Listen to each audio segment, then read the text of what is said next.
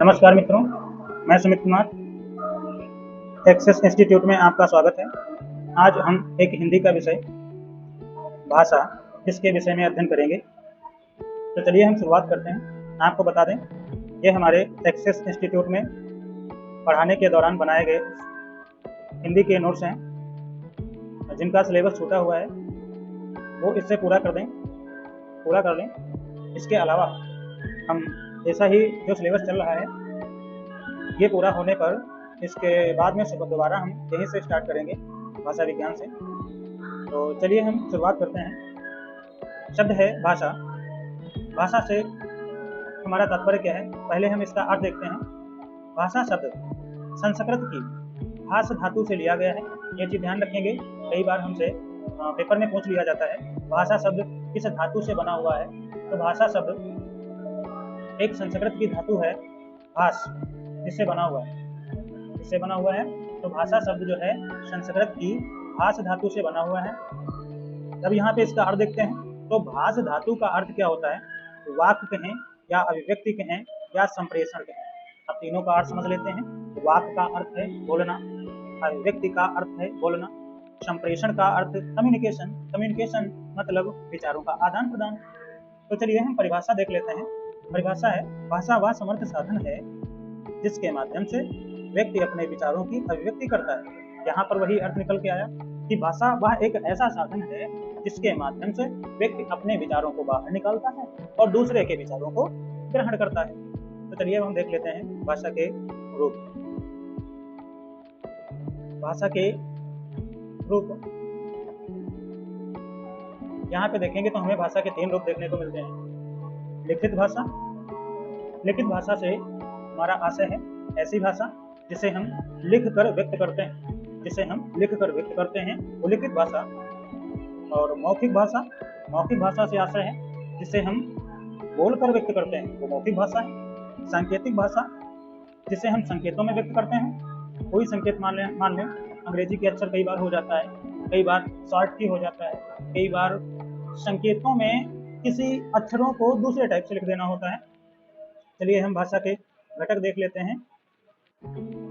तो यदि जब भी हमसे कभी ये प्रश्न पूछा जाए कि भाषा के घटक कितने होते हैं, तो भाषा के हमें घटक बताना होगा कि भाषा के 5 घटक होते हैं। कितने घटक होते हैं? तो भाषा के 5 घटक होते हैं।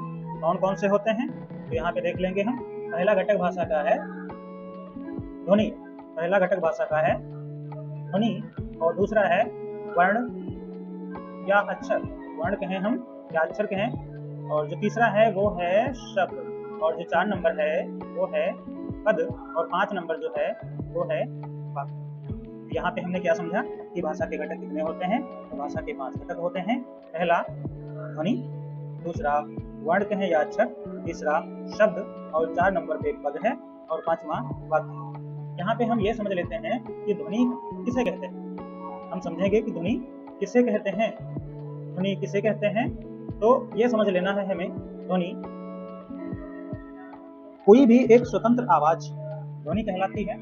कोई भी एक स्वतंत्र आवाज ध्वनि कहलाती है। और यदि हम वर्ण की बात करें तो जो ध्वनि होती है, एक आवाज होती है, उसी का यहाँ पे देखिए लिखा है ध्वनि का लिखित रूप वर्ण कहलाता है। मतलब ध्वनि को जब हम लिख दें तब वो वर्ण होगा। और यहाँ पे देखेंगे कि तीसरा क्या है, शब्द। भाई ध्वनि एक स्वतंत्र आवाज है, वर्ण ध्वनि का लिखित रूप है और शब्द यहाँ पे देखेंगे वर्णों का सार्थक समूह। यदि हम वर्ण कई लिखें, आपस में वर्णों का एक समूह बनाएं और उसका अर्थ निकले तब वो शब्द है। यदि शब्द का अर्थ नहीं है तब वह शब्द नहीं है। या तो वह शब्द निरर्थक माना जाएगा या तो वह शब्द नहीं माना जाएगा। अब हम यहाँ पे देख लेते हैं पद किसे कहते हैं। तो पद को देखने से पहले हमें वाक्य को समझना होगा। देखिए यहाँ पे लिखा हुआ है शब्दों का सार्थक समूह। तो यहाँ पे देखेंगे इसको इसके साथ में जोड़ना है। शब्दों का सार्थक समूह है वाक्य। यदि हम शब्दों का एक समूह बनाएं और उसका अर्थ निकले तब वह वाक्य है। फिर बात रही पद की। हम मन में सोच रहे होंगे कि पद क्या है। पद से हमारा आशय है वाक्य में प्रयुक्त शब्द ही पद कहलाते हैं। वाक्य में प्रयुक्त शब्द ही पद कहलाते हैं। अभी एक प्रश्न हुआ 14 मई एक पेपर हुआ 14 मई को, जिसमें यही पूछा गया कि वाक्य में प्रयुक्त शब्द को क्या कहते हैं। तो दोस्तों याद रहे, अब वाक्य में प्रयुक्त शब्द को पद कहते हैं। जब कोई भी शब्द वाक्य में प्रयुक्त हो जाता है तब उसे हम पद कहते हैं। यहाँ पे देख लेते हैं, छोटी छोटी बातें हैं, छोटे छोटे यहाँ से प्रश्न पूछे जाते हैं। कहेगा भाषा की सबसे छोटी इकाई क्या है। दोस्तों ध्यान रखना, भाषा की जो सबसे छोटी इकाई है वो है ध्वनि। फिर है भाषा की सबसे छोटी मौखिक इकाई। मौखिक का मतलब जिसे बोला ही जाए तो भी ध्वनि है। तो यदि ये प्रश्न पूछा जाए भाषा की सबसे छोटी इकाई तो ध्वनि है, और यदि ये आए कि भाषा की सबसे छोटी मौखिक इकाई तब भी ध्वनि है। जब ये प्रश्न आता है भाषा की सबसे छोटी लिखित इकाई, भाषा की सबसे छोटी लिखित इकाई, तो यहाँ पर हम अक्षर के हैं, और अक्षर यदि हम नहीं कहते हैं तो यहाँ पर हम वर्ण कह सकते हैं। क्या कह सकते हैं? इसे हम वर्ण कह सकते हैं। तो ये चीज ध्यान रखना, यदि ये प्रश्न आता है कि भाषा की सबसे छोटी लिखित इकाई, या तो हम कहेंगे अक्षर या तो हम कहेंगे वर्ण। फिर देखते हैं भाषा की सबसे छोटी सार्थक इकाई। अभी कोई एक पेपर आया जिसमें पूछा गया भाषा की लघुत्तम सार्थक इकाई, लघुत्तम मतलब छोटी, तो भाषा की सबसे छोटी सार्थक इकाई से तात्पर्य हमारा है कि जहाँ पर इकाई से अर्थ निकले। तो अर्थ कहाँ पे निकलेगा? शब्द में निकलेगा। वाक्य में भावार्थ निकलता है, यहाँ पे निकलेगा शब्द। तो आगे देखते हैं, यहाँ पे लिखा है भाषा की सबसे छोटी भावार्थक इकाई। भावार्थक का मतलब है जहाँ पर भाव का बोध हो जाए, तो यहाँ पर हमें क्या मिल जाएगा? वाक्य मिल जाएगा। उसके बाद में यदि हम देखें कि लास्ट क्या है, तो भाषा की सबसे बड़ी भावार्थक इकाई। तो ये चीज ध्यान रखना है, यदि भावार्थक पूछे और यदि छोटी पूछ रहा है और यदि बड़ी पूछ रहा है, दोनों का आंसर एक होगा, इसका आंसर होगा वाक्य। चलिए इसके बाद में आगे देखते हैं।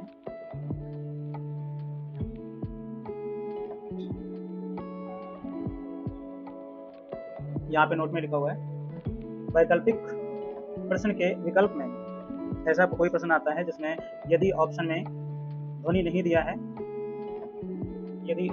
दिया है तो उस स्थिति में वर्ण को भाषा की सबसे छोटी इकाई माना जाता है। ये चीज हमें ध्यान रखना है, यदि भाषा की सबसे छोटी इकाई पूछता है और उसमें ऑप्शन में ध्वनि नहीं है तब वर्ण माना जाता है, क्योंकि उनका तात्पर्य ये होता है कि जो मैंने ऑप्शन दिए हैं उसके आधार पर आपको बताना होता है। चलिए इसके आगे देखते हैं।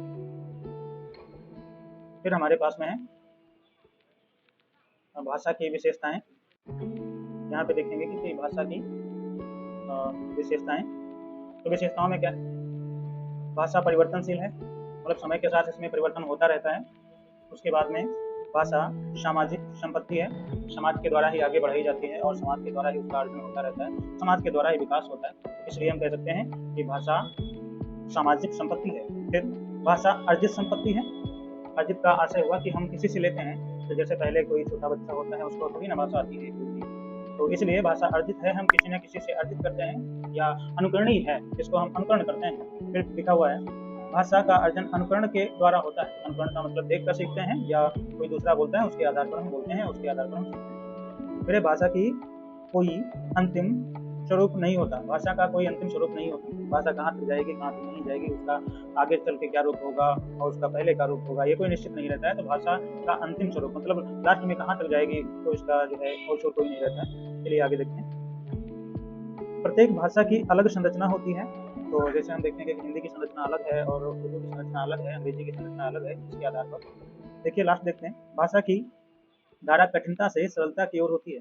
सबसे पहले हम देखते हैं कि भाषा कोई भी हो तो सबसे पहले जब हम उसे सीखने जाते हैं तो वहाँ पे देखते हैं कि भाषा बहुत कठिन सी लगती है, लेकिन वो कठिन होती नहीं है। उसके बाद में हम देखेंगे कि भाषा के विविध रूप कौन से हैं। भाषा के विविध रूप कौन से हैं? हमने देखा कि भाषा के रूप थे, वो 3 थे, एक लिखित भाषा, मौखिक भाषा और सांकेतिक भाषा। अब यहाँ पे हम देखते हैं कि भाषा के विविध रूप कौन से हो सकते हैं। ये यहाँ पे देखते हैं, लिखा हुआ है। दोस्तों ध्यान दें, ये हमारे क्लास नोट्स हैं। यदि आप इस प्रकार से अध्ययन करना चाहते हैं तो हमारी कोचिंग आ सकते हैं, और हम ये क्लास में जो बनवाए गए नोट्स हैं उन्हीं का वीडियो बना रहे हैं। ये देखते हैं, पहला लिखा हुआ है राजभाषा। राजभाषा से आशय है राजकाज, मतलब प्रशासनिक जो कार्य होते हैं इस भाषा में होते हैं, उसे हम बोलते हैं राजभाषा। यहाँ पे देखिए लिखा है राजकाज की भाषा, अर्थात जिस भाषा में प्रशासनिक कार्य किए जाते हैं।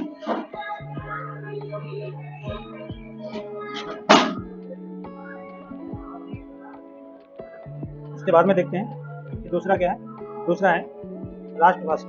राष्ट्रभाषा का आशय है कि जो राष्ट्रीय स्तर पर राष्ट्रभाषा घोषित कर दी जाए, मतलब एक संविधान द्वारा लिखित रूप में कह दिया जाए कि यह पूरे राष्ट्र की भाषा है, और पूरा राष्ट्र स्टे मानेगा इसलिए। तो जैसा कि हमारे वहाँ राष्ट्रभाषा कोई नहीं है। चलिए तीसरा है मातृभाषा। मातृभाषा का आशय होता है जो व्यक्ति, कोई भी व्यक्ति हो, जो व्यक्ति अपने घर परिवार और अपने समाज से सीखता है उसे हम मातृभाषा कहते हैं। फिर संपर्क भाषा। संपर्क भाषा जिस भाषा में व्यक्ति अपना संपर्क स्थापित करता है, मतलब दूसरों से बातचीत करता है, उसे हम संपर्क भाषा कहते हैं। आधुनिक, यहाँ पे लिखा हुआ है आधुनिक भारत में हिंदी को संपर्क भाषा घोषित किया गया है। चलिए 5 नंबर देखते हैं। अंतर्राष्ट्रीय भाषा। विश्व स्तर पर जिस भाषा का बोलबाला हो या विश्व स्तर पर जिस भाषा का प्रयोग किया जा रहा हो उसे हम अंतर्राष्ट्रीय भाषा बोलते हैं। फिर देखिए यहाँ पे लिखा हुआ है बोली। देखिए यहाँ पर एक शब्द है उपबोली और एक है बोली। बोली का क्षेत्र जो होता है वो सीमित होता है। यहाँ पे देखेंगे कि बोली का क्षेत्र जो होता है वो सीमित होता है। चलिए यहाँ पे थोड़ा मिस्टेक है, यहाँ पे लिखा है अति सीमित, तो यहाँ पे अति सीमित नहीं होगा, यहाँ पे होगा किसी क्षेत्र की विशेष बोली जाने वाली भाषा जिसका क्षेत्र सीमित हो। ध्यान रखेंगे यहाँ पे सीमित होगा, सही सीमित होता है उसे हम बोलते हैं बोली। फिर है शब्द यहाँ पर उपबोली, तो ध्यान रखना उपबोली को द्विभाषा भी कहते हैं। और यहाँ पे इसका बात करें तो उपबोली का क्षेत्र जो होता है बोली की अपेक्षा विस्तृत होता है। विस्तृत से आशय हमारा है कि बोली का क्षेत्र होता है वो ज्यादा होता है, मतलब बड़ा होता है।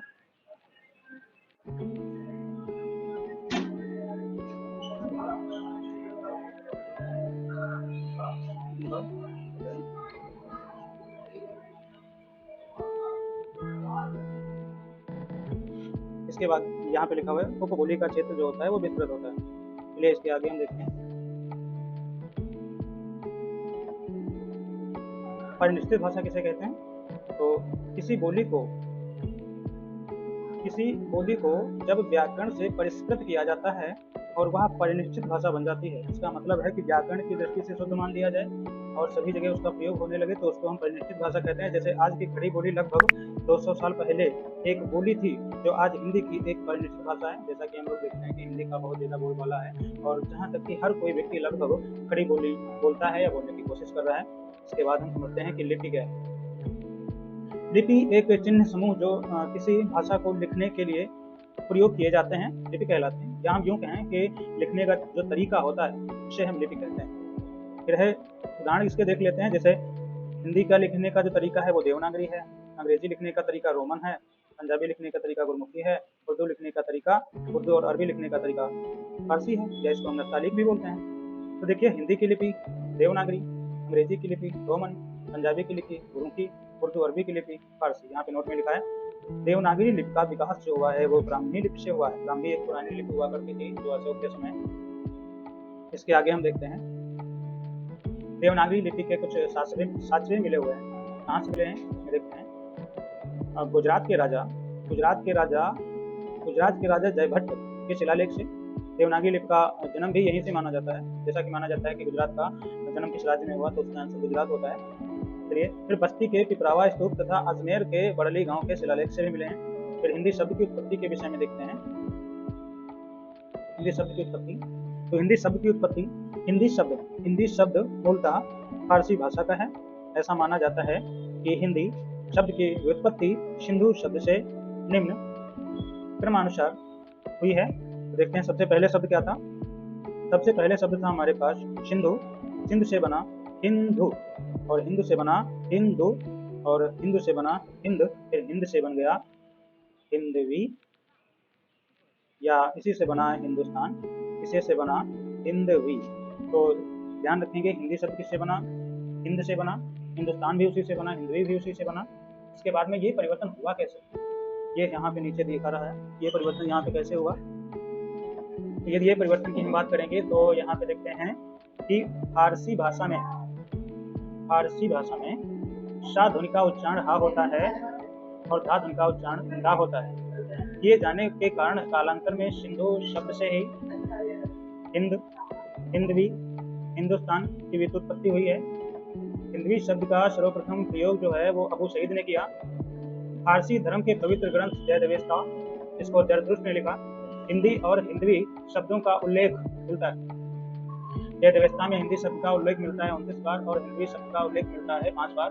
ठीक उसी प्रकार से अमीर खुसरो द्वारा खालिक बारी में भी हिंदी और हिंदवी शब्द का उल्लेख मिलता है। जो अमीर खुसरो की है खालिक बारी उसमें हिंदी शब्द का उल्लेख 5 बार मिला और हिंदवी शब्द का उल्लेख 30 बार मिला। इसके अतिरिक्त भी शरफुद्दीन की रचना एक है जफरनामा, इसमें हिंदी शब्द का भी उल्लेख मिलता है।